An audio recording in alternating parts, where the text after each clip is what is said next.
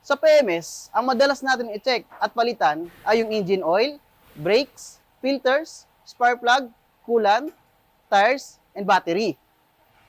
Paano naman yung transmission fluid? Ang transmission ang naglilipat ng lakas ng engine papunta sa iyong gulong.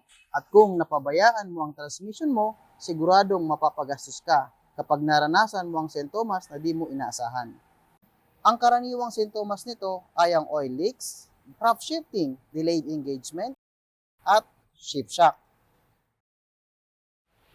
Kaya para maiwasang masira ang iyong transmission, sabihin sa iyong service advisor na i-check ang iyong transmission during preventive maintenance service for every 40,000 kilometers or 2 years, whichever come first.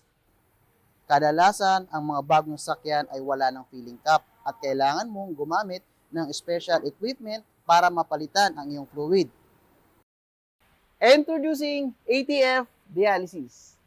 To know the correct level and to flush fluid line and torque converter.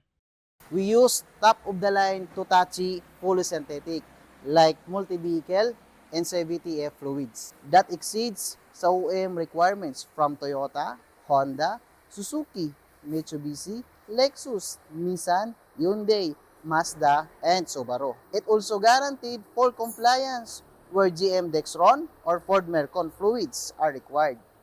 Tandaan na laging sundan ang owner's manual. Diyan nakasulat ang tamang sukat o dami ng fluid at kung anong uri ng fluid ang dapat ilagay. Kaya kung meron kayong issue tungkol sa inyong transmission, message us. Consult your car doctor now.